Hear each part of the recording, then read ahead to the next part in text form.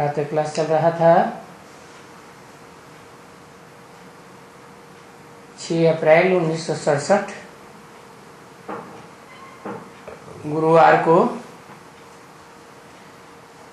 पहले पेज की मध्यांत में बात चल रही थी।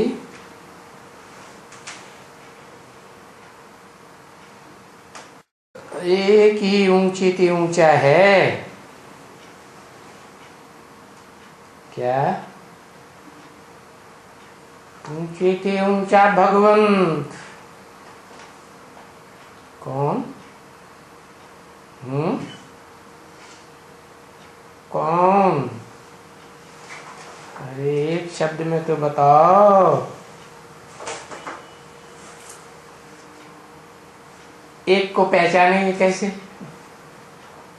उसका नाम जिसको तुम कहते हो कि शिव ऊंचे थे ऊंचा भगवंत, वो तो बिंदी का नाम है। कैसे पहचानोगे कि वो ऊंची थे ऊंची बिंदी है?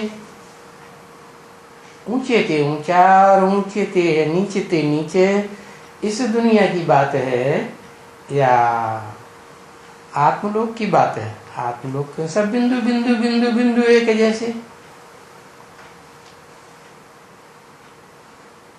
तो एक ही और एक ऊंचे थे ऊंचा। क्या?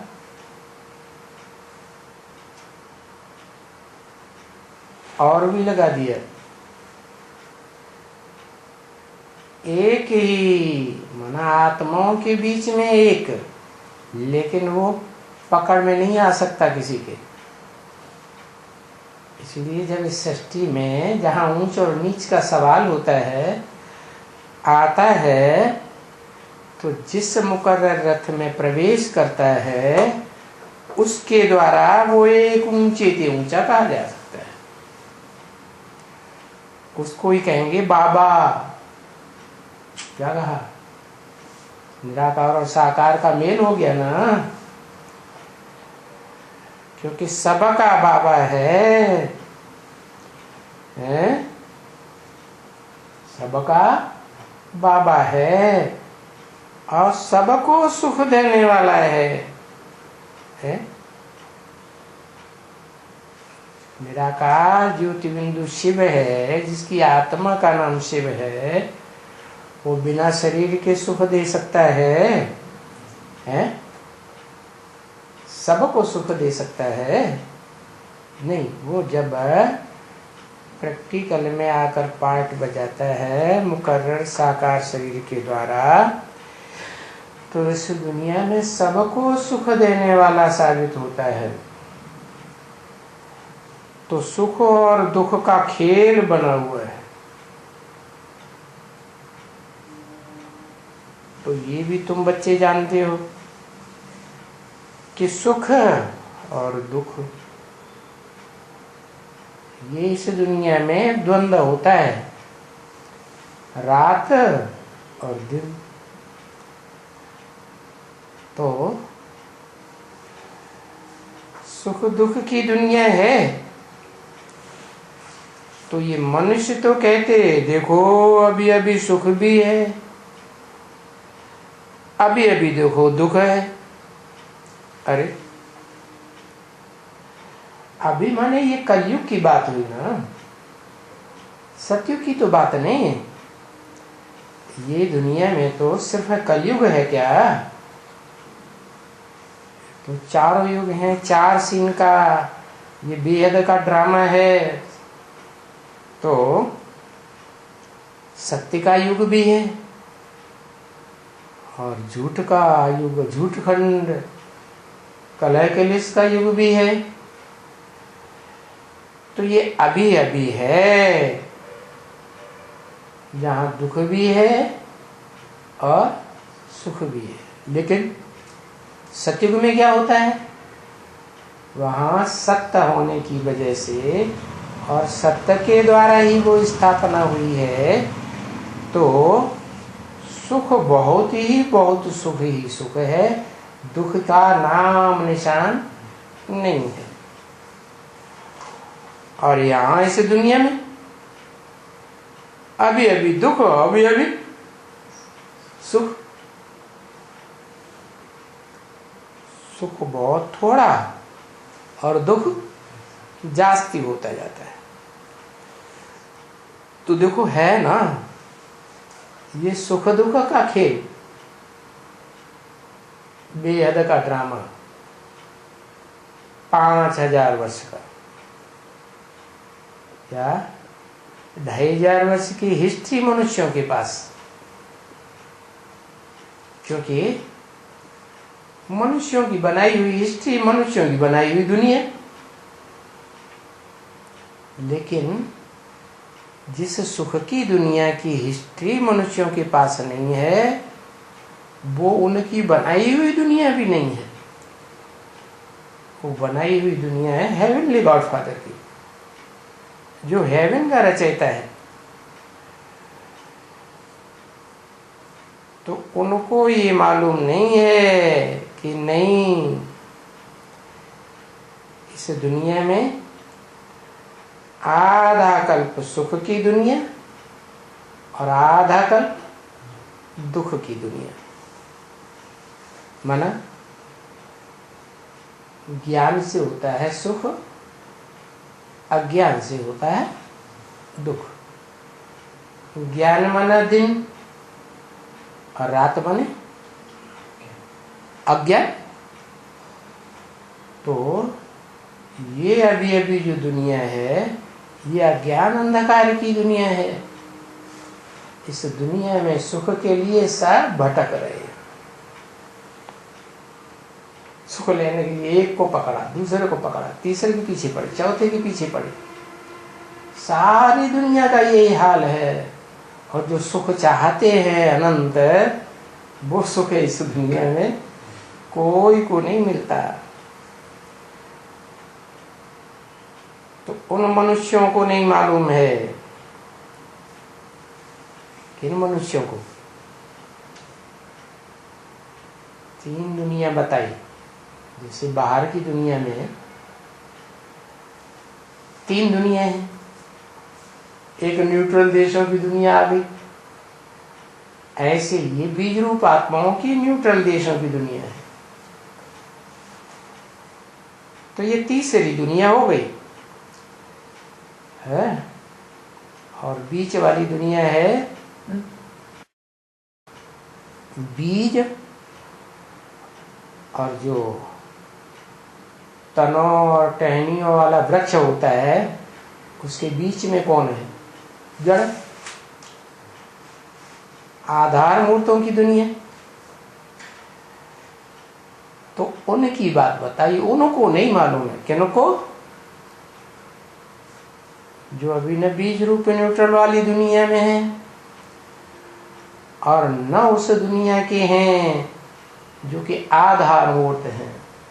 आधार मूर्त माने क्या? ऊपर से जैसे क्राइस्ट की आत्मा आती है, जीसस में प्रवेश करती है, तो जीसस हुआ आधार मूर्त जड़। वो देवात्मा है, जरूर उस समय सतयुग में जन्म लिया है। तभी तो क्रिश्चियन से हेवनली गॉड फादर को जानते हैं, लॉर्ड कृष्ण को जानते हैं। अगर जीसस ने अनुभव न किया होता तो जानते कैसे? तो उनको मालूम नहीं है। उनको माने किनको? जो आत्मलोक से मानवीय हिस्ट्री में उतरती है। द्वैतवादी दैत्यों की हिस्ट्री में उतरती हैं, देह अभिमानियों की दृष्टि सृष्टि में उतरती हैं द्वापर युग से।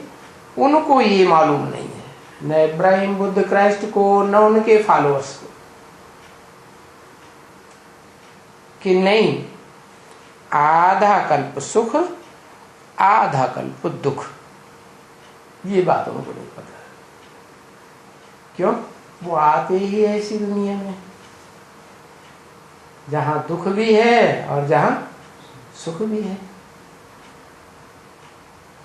आरंभ में द्वैतवादी दुनिया भी सात्विक स्टेज में होती है, इसलिए सुख अनुभव करते हैं अच्छा खासा। या जब भी वो धर्म पिताएं उनके फॉलोअर्स आते हैं तो पहले जन्म में सुख अनुभव करते हैं, क्योंकि सात्विक सत्य धाम से आई, सत्य धाम से आने के कारण पहले जन्म में सुखी ही सुखी होती है। फिर बाद में जैसे क्राइस्ट है, जीसस में प्रवेश करता है, तो क्राइस्ट की आत्मा को क्रॉस का दुख नहीं हो सकता।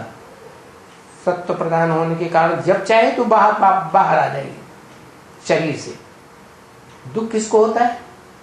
जिसके पूर्व जन्म होते चले आए हैं सतयुग से, तो वो आत्मा दुख झेलती है। काहे का है? क्रॉस तो पता चल गया। आधार मूर्त दुख भोगती है, या उस आधार का जिसने आधार लिया ऊपर से आने वाली आत्मा, वो दुख भोगती है। तो जो ऊपर के आने वाली आत्मा है वो हो गई पुरुष, और जिसमें प्रवेश किया वो हो गई माता। तो दुनिया में, ये दैत्यों की दुनिया में माताएं ज्यादा दुख भोग रही है कि पुरुष ज्यादा दुख भोग रहे हैं? माताएं कन्या ही ज्यादा दुख भोगती है, वही बंधन में आ जाती है। तो बताया, तो उनको ये बात नहीं मालूम है कि सुख और दुख की दुनिया आधा आधा है। आधा कल्प सुख सतयुग त्रेता भगवान की बनाई हुई दुनिया, और आधा कल्प दुख नर अर्थात मनुष्यों की बनाई हुई दुनिया। नर क्यों पता नहीं है? क्यों पता नहीं है? उन्हें इसलिए पता नहीं है कि दुनिया भी चार अवस्थाओं से गुजरती है। दुनिया की हर चीज चार अवस्थाओं से गुजरती है। ऐसी कोई चीज नहीं जो पहले सुखदायी न हो और अंत में दुखदायी न हो। पहले सत्व प्रधान और चौथी अवस्था में तामसी। तो ये हिसाब है इस दुनिया का कि पहले सतो प्रधान सतयुग, फिर सत्व सामान त्रेता, फिर जब से ये देह अभिमानी धर्म पिताएं मनुष्यों की आत्माएं कहें इस सृष्टि पर उतरती है, तो वो रजो प्रधानता जो है उनके अंदर वो कर्म में आसक्त कराती है, कर्मेंद्रियों में आसक्त करा देती है। क्या कर्मेंद्रियां भ्रष्ट इंद्रियां है ना? कर्मेंद्रियों के मुकाबले ज्ञानेंद्रियां श्रेष्ठ इंद्रियां। तो सत्व प्रधान सत्व सामान्य दुनिया स्वस्थिति से बनती है। जो सदा स्वस्थिति में रहने वाला शिव है, वो जिस मुकर्रर रथा आदम में प्रवेश करके उसे आप समान बनाता है, और वो आप समान बना हुआ इस सृष्टि का आदि पुरुष स्वयं बड़े से बड़ा देवता बनता है। उसे कहते हैं महादेव। वो देवताओं की दुनिया तैयार होती है। सत्व प्रधान सत्व सामान्य त्रेता सतयुग। फिर उसके बाद जब से ये देह अभिमानी दैत्य आना शुरू होते हैं, द्वैतवादी, इब्राहिम बुद्ध क्राइस्ट आदि, दो धर्म शुरू कर देते हैं, दो राज्य शुरू हो जाते हैं, दो भाषाएं शुरू हो जाती हैं, दो कुल शुरू हो जाते हैं, दो मतें हो जाती हैं। तो ये द्वैतवादी दुनिया कही जाती है। देवताओं को शास्त्रों में अद्वैत कहते हैं। क्या? ऐसे नहीं कि वो कुल खत्म हो जाता है इस दुनिया में।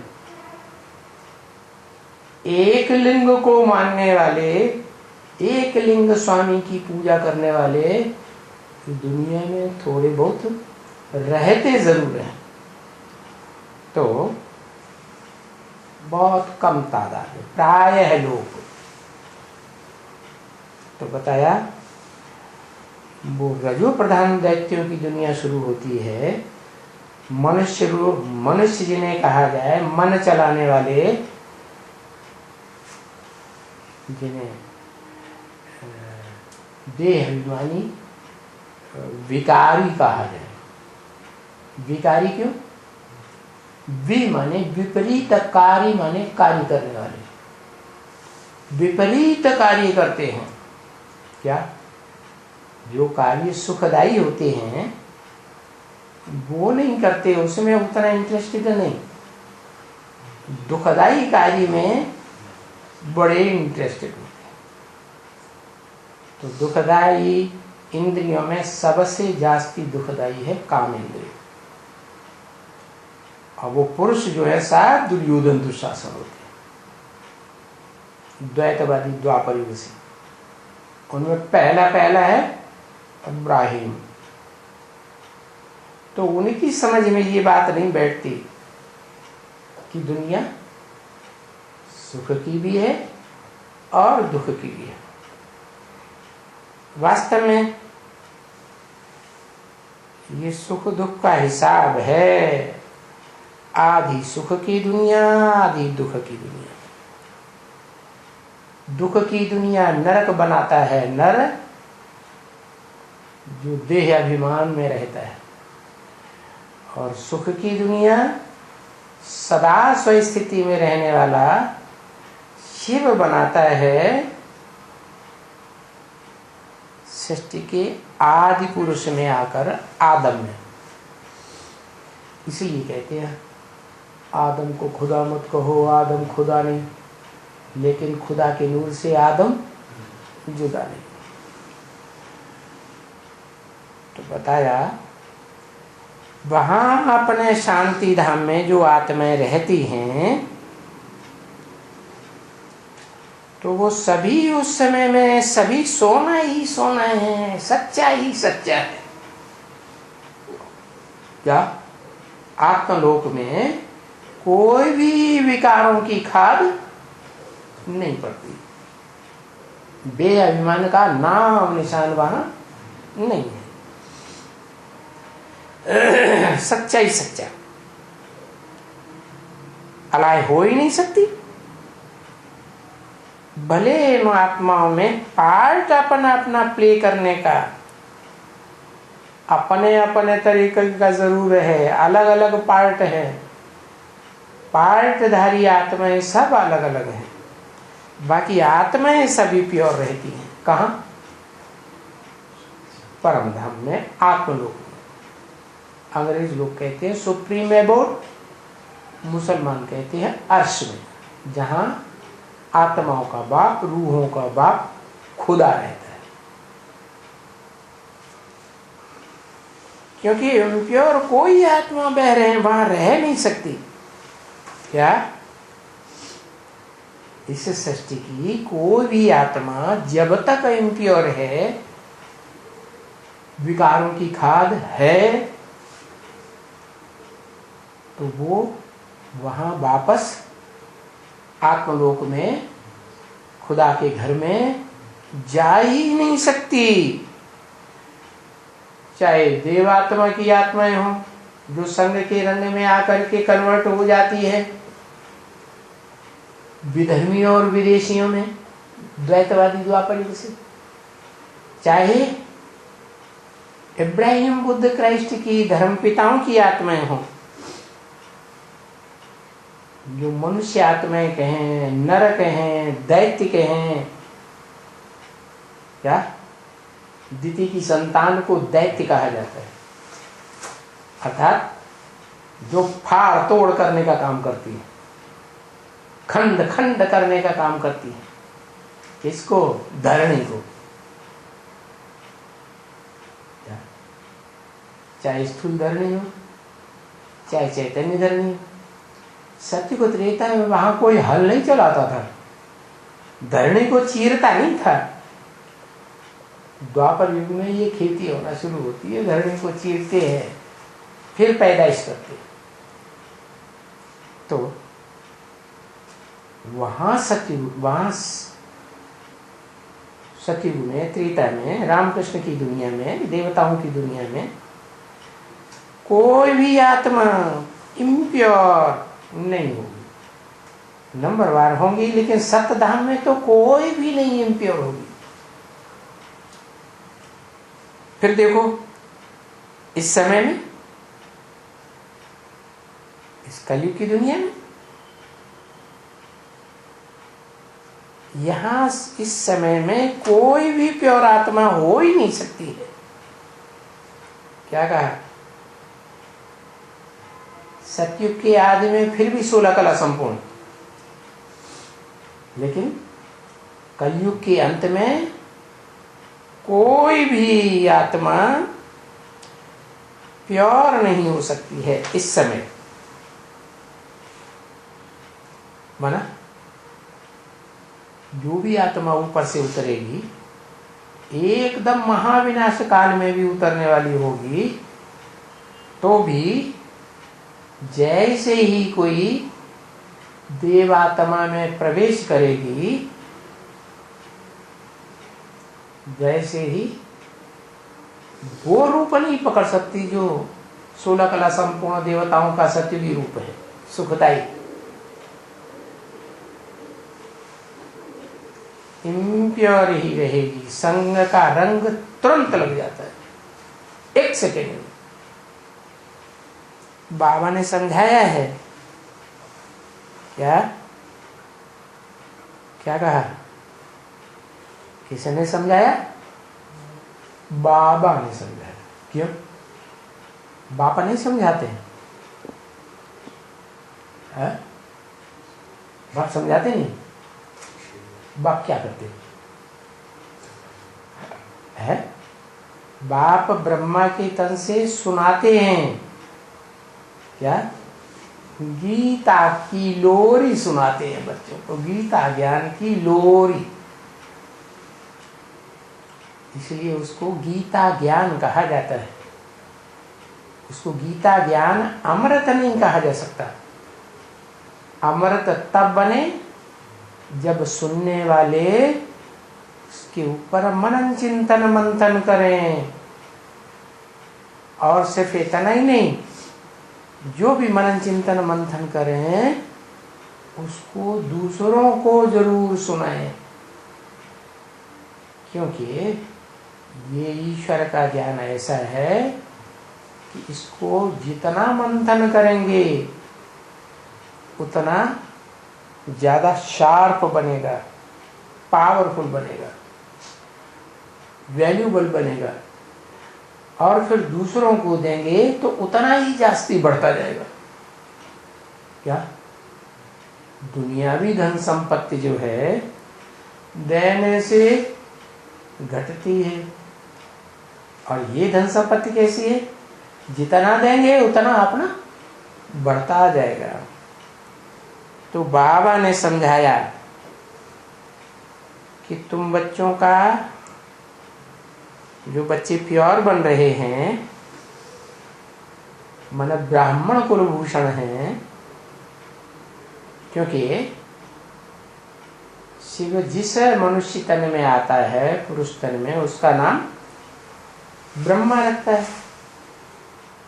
तो ब्रह्मा के जो भी बच्चे ब्राह्मण कुल के हैं, वे इतना ऊंचा सबको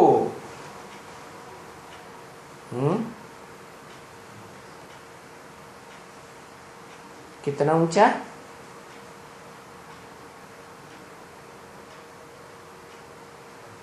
कितना ऊंचा? आत्म की स्थिति वाला, चाहे 500-700 करोड़ भी आत्मा क्यों न हो, लास्ट में उतरने वाली है, और इस सृष्टि पर तामसी से तामसी पार्ट बजाने वाली तो ब्राह्मण कुलभूषण जो हैं इतना ऊंचा आत्मिक स्थिति वाला सत्य धाम में रहने वाली आत्मा जैसा इतना ऊंचा सबको बना दे।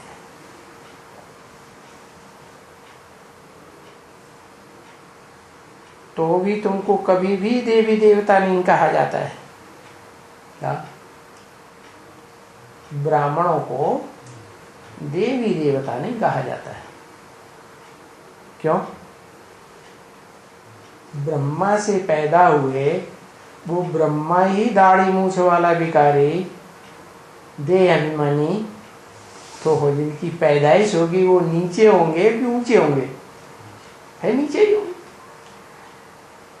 तो तुम बच्चों को देवी देवता नहीं कहा जाता है, क्योंकि उनको कहा जाता है देवताओं को। उनको क्यों कहा? भविष्य में बनते हैं ना, ब्राह्मण पुरुषार्थ संपन्न करते हैं तब देवता बनते हैं। तो भविष्य की बात बताई, उनको कहा जाता है संपूर्ण निर्विकारी, देवताओं को कहा जाता है। तुमको थोड़े ही कोई कहेंगे संपूर्ण निर्विकारी है। माया परीक्षा लेती है तो फट से पता लग जाता है कि इनको क्रोध आता है कि नहीं है, इनको काम विकास सताता है या नहीं, लोभ आता है या नहीं, मोह आता है नहीं। तो तुमको थोड़े ही कहेंगे। तुमको माने किसको? तुमको माने किसको?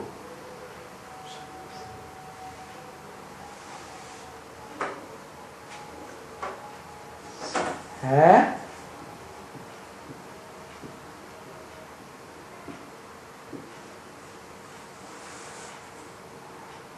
जो सन्मुख बैठे हैं वो सन्मुख बैठने वाले हैं ब्रह्मा के बच्चे, ब्राह्मण।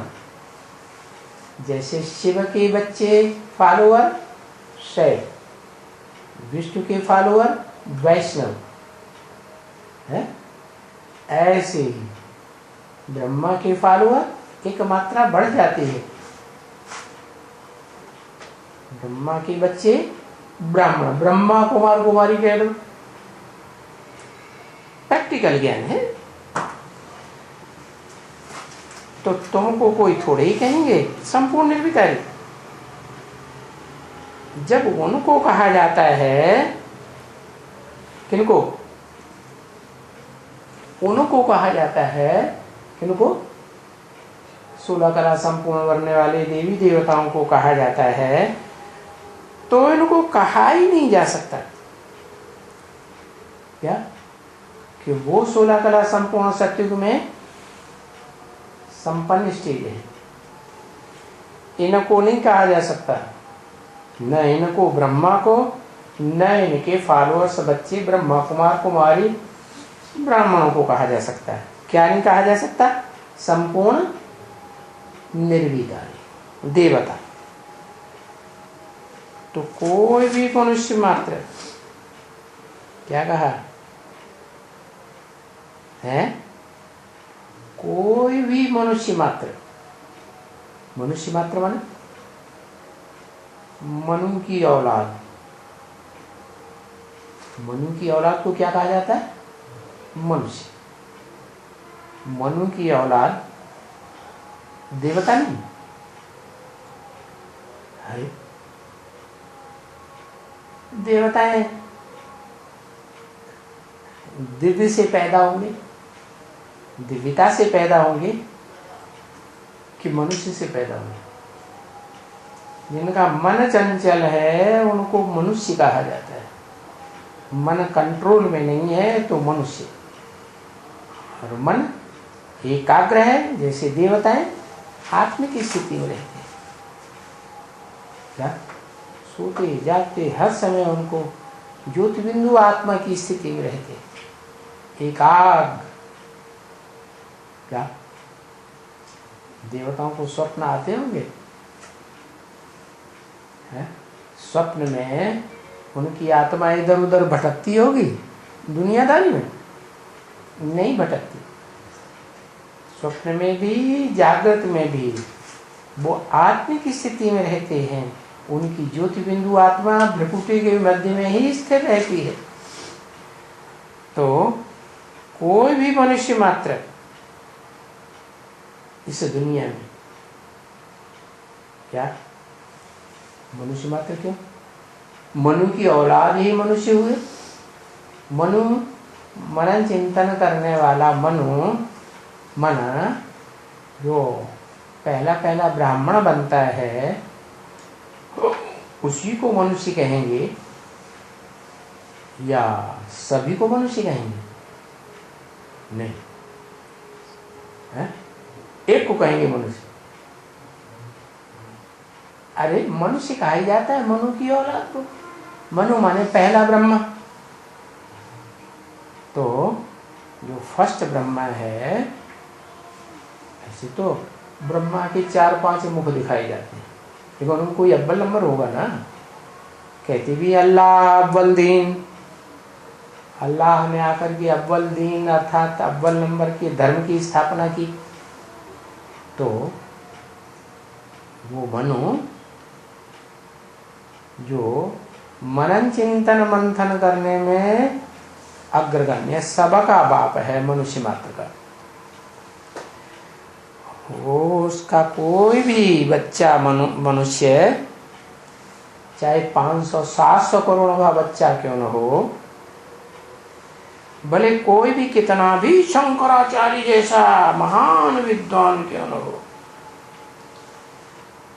कोई भी हो, क्या क्या कोई भी हो, तो जबकि हम एक को कहते हैं देवी देवताओं को संपूर्ण निर्विकारी, क्या एक को कहते हैं? लक्ष्मी नारायण तो 2 हो गए, एक कहेंगे कि 2, तो एक कैसे हुआ? उनको दोनों का कंबाइंड रूप, क्या क्या कहते हैं? विष्णु।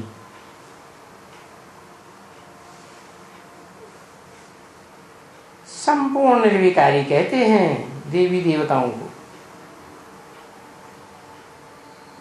तो फिर दूसरे को नहीं कह सकते,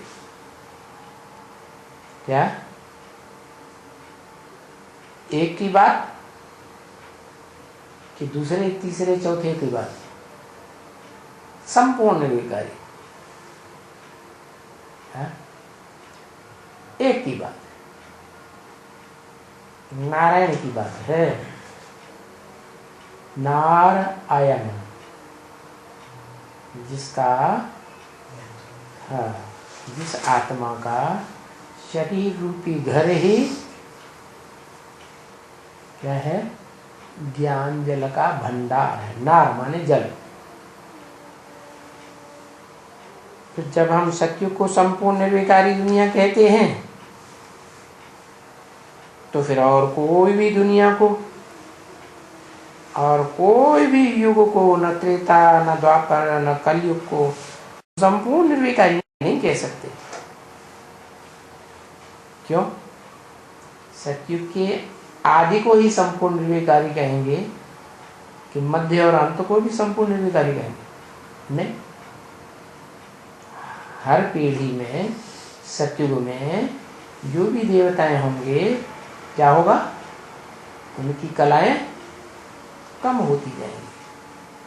जैसे चंद्रमा की कलाएं कम होती हैं, रोशनी कम होती जाती है, ऐसी उनकी आत्मा की जो रोशनी है वो, हाँ, कुछ कम होती जाती है। तो फिर और कोई भी दुनिया को, कोई भी युग को हम संपूर्ण निर्विकारी नहीं कह सकते। तो अभी ये जो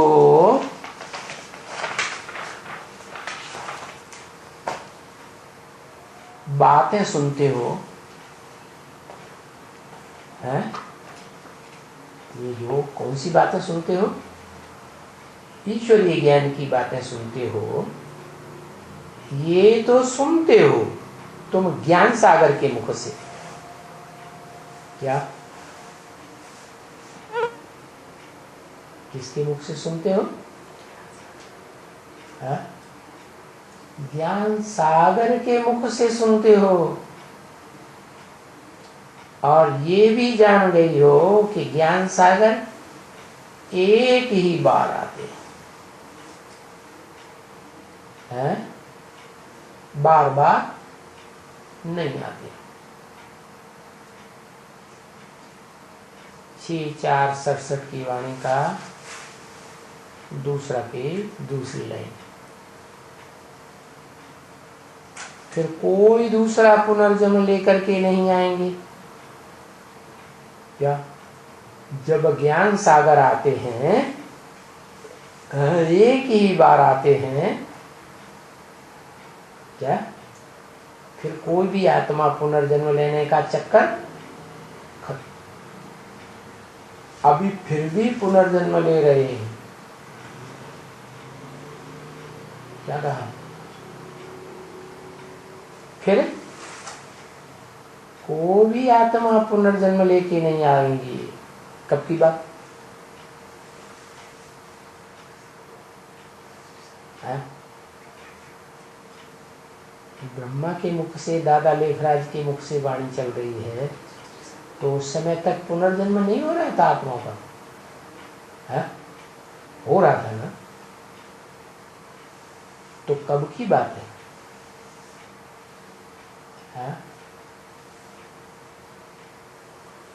ज्ञान सागर के मुख की बात है। क्या? ज्ञान सागर का मुख और ज्ञान सूर्य का मुख अंतर होगा या नहीं होगा? क्या अंतर होगा? यज्ञ के आदि में कहेंगे, क्या कहेंगे? ज्ञान सूर्य का मुख है। और ब्रह्मा के तन में भी बोलने वाला कौन था? कौन सी आत्मा? ज्ञान सूर्य है। और जिसके मुख के द्वारा बोला वो आत्मा चंद्रमा की तरह गिरती कला वाली या चढ़ती कला वाली है? गिरती कला वाली या चढ़ती कला वाली है? गिरती कला वाली। सत्य के आदि में जो नारायण है, जिसका बचपन का नाम कृष्ण है, 16 कला संपूर्ण, जो कलाहीन नर से नारायण बनाया जाता है। किसी का बच्चा है ना, तो उसका कोई बाप होगा ना। तो उसका जो बाप है, जो सत्युग के फर्स्ट प्रिंस को जन्म देता है, वो हुआ क्या? ज्ञान सागर, ज्ञान का सागर। सागर जो है वो धरणी माता के साथ अटैच्ड होता है, वो कभी भी डिटैच नहीं होता। इसलिए बाबा कहते हैं कि तुम हो प्रवृत्ति मार्ग के पक्के। और जो ज्ञान सागर है,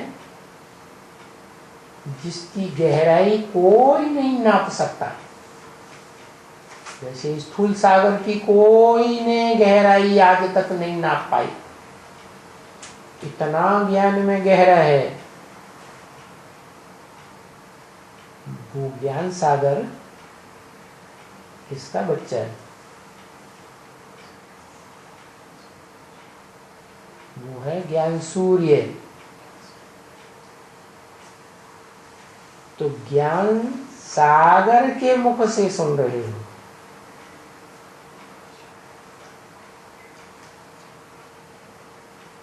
ये बात तुम जान गई हो कि वो ज्ञान सागर एक ही बार आते हैं। कहाँ आते हैं? इस षष्ठी रूपी रंगमंच पर आते हैं। कब की बात है? 36 में या 47 में या 76 में? कब की बात कहें? 76 में आए। अच्छा, बच्चा जब पैदा होता है, इस दुनिया में आता है, तो जो देखेगा इन आंखों से, जो सुनेगा इन कानों से, तो कहेगा ना आया। अभी सारी दुनिया कहेगी इन आंखों से देखने वाली और कानों से सुनने वाली कि ज्ञान सागर आया। आया। हाँ।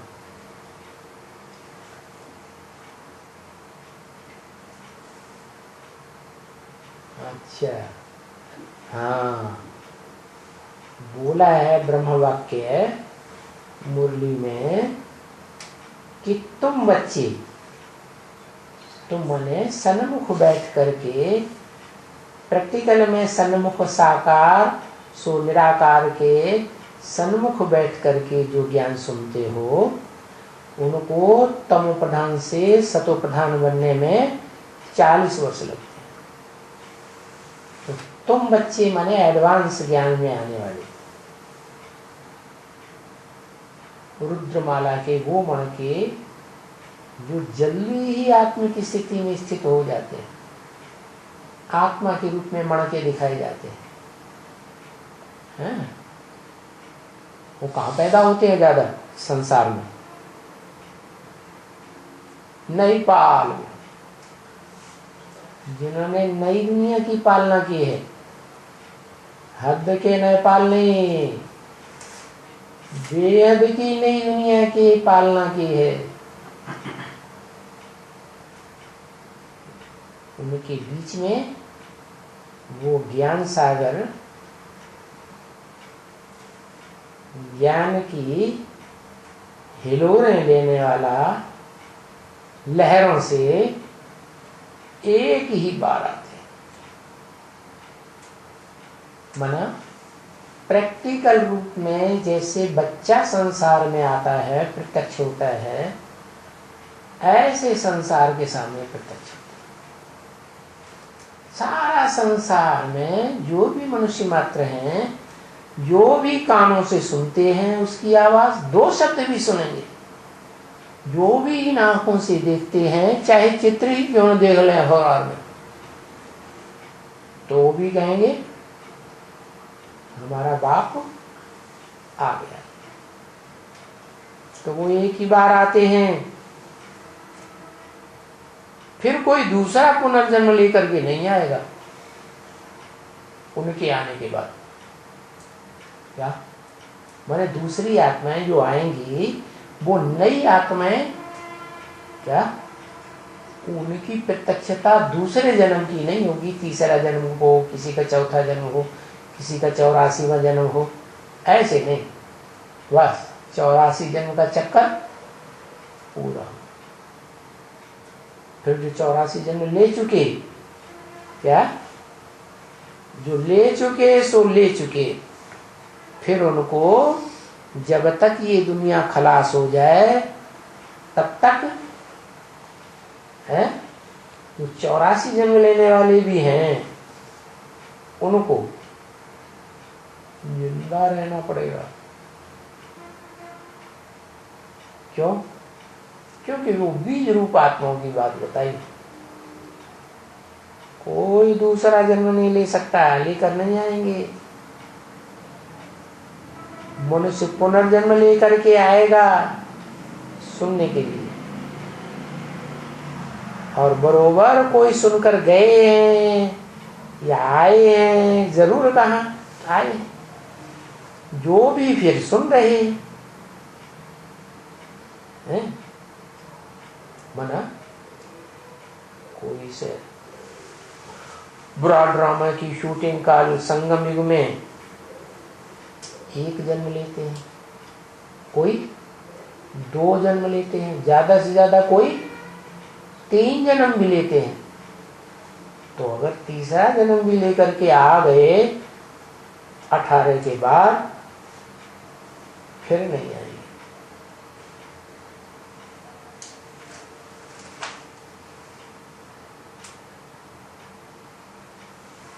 उन्हें एडवांस ब्राह्मणों की बात बताई, जो फिर से सुन रहे हैं। यज्ञ के आदि में भी सुना, मध्य में भी सुना, अभी फिर से सुन रहे हैं। तो ये भी विचार किया जाता है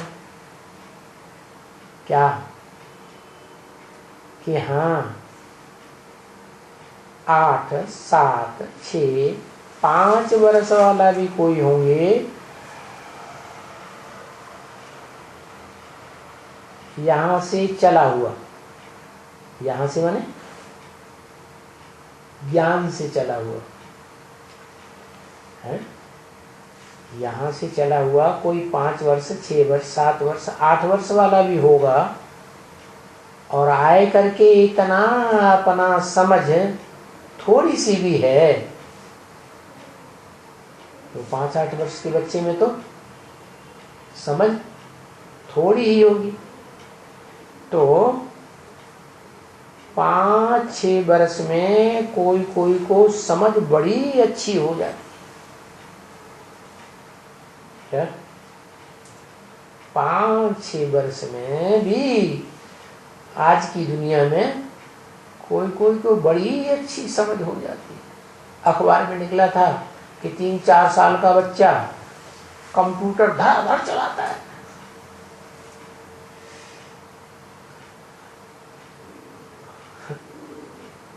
यहाँ तो हमारे जैसे बुड्ढे 3 बार टाइपिंग सीखते हैं,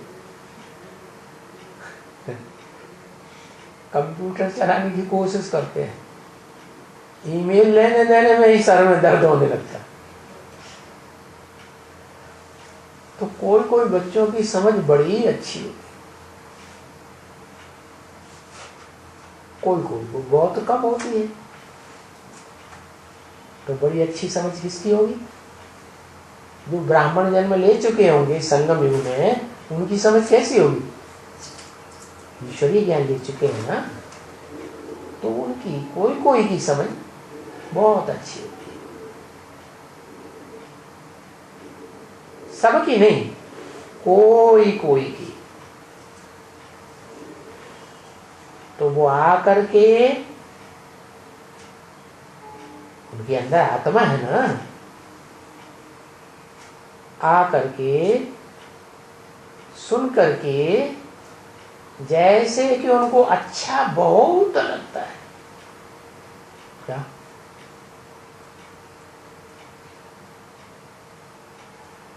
एडवांस के बच्चों की भी बात बताई, ब्राह्मणों की ही बात हो रही है ना। तो वो फिर है ज्ञान सागर के प्रत्यक्ष होने के बाद फिर पुनर्जन्म नहीं लेंगे। जैसे मान लो एडवांस पार्टी की प्रेम कांता है, कौन से सन में शरीर छोड़ा है?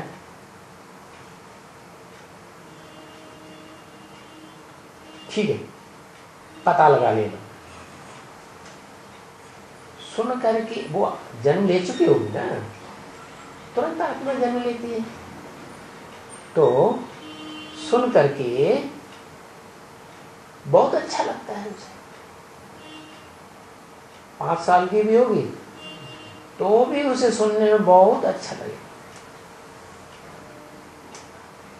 आत्मा को अच्छा लगता है कि हमको फिर वो बाप का ज्ञान मिल रहा है।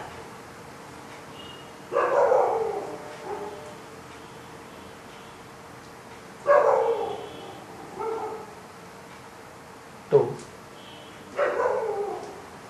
अंदर में उनको खुशी होती है। क्या? क्यों खुशी होती है? जो पूर्व जन्म की चीज थी, उपलब्धि होते होते रह गई,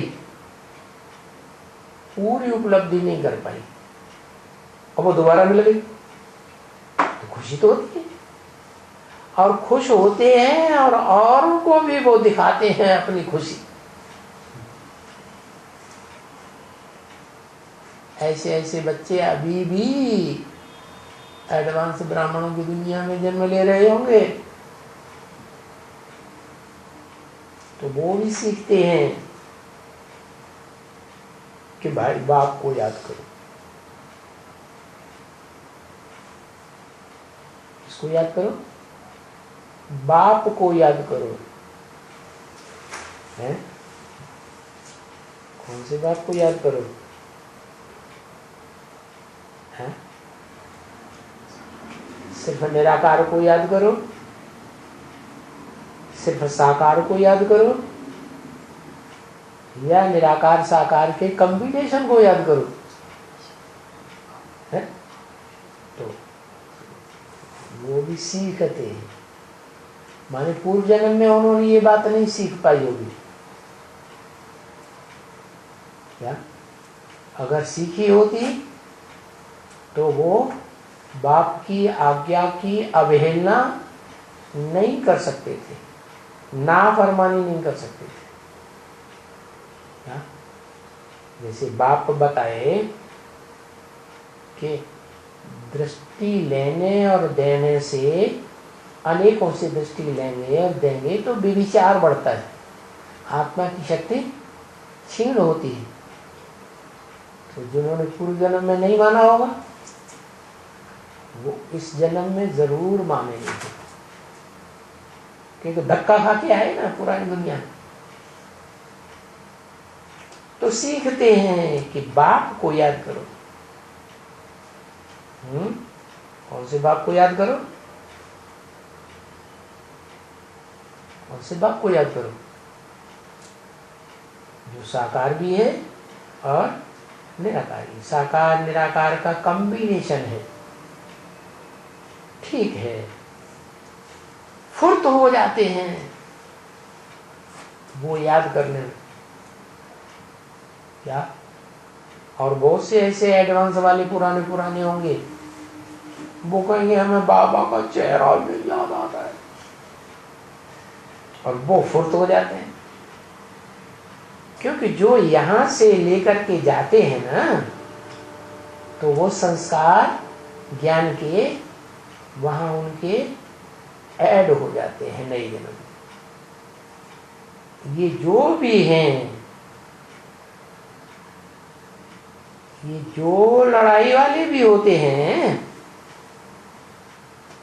तो जब वो जन्म भी लेते हैं कोई के पास, तो भी वो लड़ाई के फल में उनको खुशी होगी। क्या? लड़ाई करते करते शरीर छोड़ा है तो अंत में सोई गति हो जाती। उस लड़ाई के फल में उनको बहुत खुशी होगी, हम युद्ध करेंगे, देश की रक्षा के लिए, सच्चाई के लिए युद्ध करेंगे। क्योंकि उनका ही धंधा फिर मिलता है,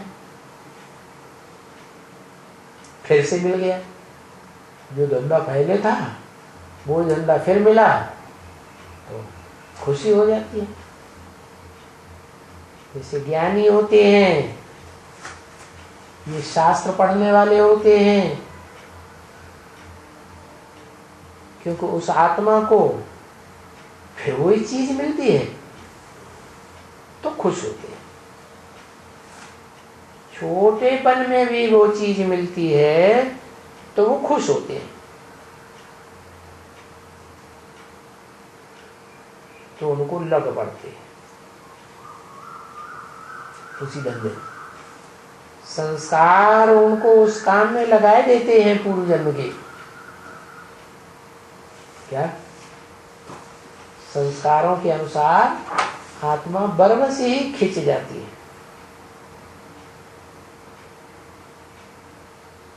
आत्मा में 3 शक्तियां हैं ना, क्या? मन की मनन चिंतन शक्ति है, और मन की मनन चिंतन संकल्प विकल्प करने की शक्ति, और बुद्धि की समझ शक्ति, परख शक्ति, और 2 बातें हुई। तीसरी बात संस्कार शक्ति। इस जन्म के या पूर्व जन्म के जो संस्कार पड़ गए, अच्छे हों या बुरे हों, चोरी संस्कार, चोरी चकारी के संस्कार हों या दान धर्म के अच्छे संस्कार हों, जो भी संस्कार हैं पूर्व जन्म या इस जन्म के, वो उन संस्कारों को काम में लगाए देते हैं। अब ये तो है इस समय में, इस समय में है। अभी ये है इस समय में ज्ञान के संस्कार, किस समय में? संगम युग में, जबकि बाप आते हैं डायरेक्टर के रूप में रंगमंच पर, रिहर्सल कराते हैं 5000 वर्ष के ड्रामे। तो इस समय में तुम बच्चों को नई दुनिया का मालिक बनने का है, नई दुनिया का राजा बनने का है, बन देवता बनने का है, सूला कला संपूर्ण बनने का है। किसको? इनको नहीं, इनको तो इस जन्म में बनना ही नहीं है। इनको ब्रह्मा, न ब्रह्मा को इस जन्म में बनना है, न ब्रह्मा के फॉलोअर ब्रह्मा कुमार कुमारी तथाकथित हैं, उनको बनना है नई दुनिया का मालिक। तुमको बनना है, ये तो अगली पीढ़ी में बनेंगे, सतयुग में। तो तुम बच्चों को नई दुनिया का मालिक बनने का है, तो वो नई दुनिया के मालिक बनने के संस्कार तुम्हारे में अभी आएंगे या नहीं आएंगे? इस समय में आएंगे। अभी तो पुरानी दुनिया के मालिक हो सब। क्या कहा? अभी कहाँ के मालिक हो? हैं? पुरानी दुनिया के मालिक। जो भी हैं, ब्राह्मण बच्चे हैं या जो भी हैं, वो सब पुरानी दुनिया के मालिक। संगम युग में अभी पुरानी दुनिया है या नई दुनिया है? अभी क्या है? क्या है? नई दुनिया है? नहीं है, अभी पुरानी दुनिया है। ब्राह्मण भी अगर नए नए निकल रहे हैं तो भी पुरानी दुनिया का लास्ट पूर्व निकल रहा है। अभी बहुत श्रेष्ठ आत्माएं ज्ञान में नहीं आती। अगर कोई आ भी गई तो ये बवंडर देख करके उनको पूरा ज्ञान बुद्धि में बैठता ही नहीं, संघर्ष में है, स्थिर हो जाती है। तो जो भी हैं पुरानी दुनिया के मालिक, तो तुम सबको समझा सकते हो ना कि तुम या तो नई दुनिया के मालिक बन सकते हो या तो शांति धाम के मालिक बन सकते हो, फिर से बन सकते हो। क्या? क्योंकि तुम बच्चे मालिक हो अभी, तुम बच्चे, ये नहीं बाजू में बैठा हुआ ये ब्रह्मा या इनके फॉलोअर्स, वो बच्चे नहीं जो अभी ज्ञान में ही नहीं आए कभी संगम में, वो नहीं, तुम बच्चे मालिक हो। जो अभी आने वाली इसी जन्म में पुरानी दुनिया है, जो नई दुनिया है, उसमें पार्ट बजाने के लिए मालिक बन सकते हो। ओम बाबा एक बात पूछनी है। आज के इसमें बोला ना, संगम में किसी का एक जन्म, किसी का 2 जन्म, किसी का ज्यादा से ज्यादा 3 जन्म, तो किसी का एक जन्म कैसे हो सकता है? कैसे हो सकता? 100 साल का। अभी एडवांस में नहीं आ रहे हैं, अभी नहीं। अच्छा, जो लास्ट में आ रहे हैं नहीं, वो यज्ञ के आदि में नहीं आए होंगे क्या? कौन से?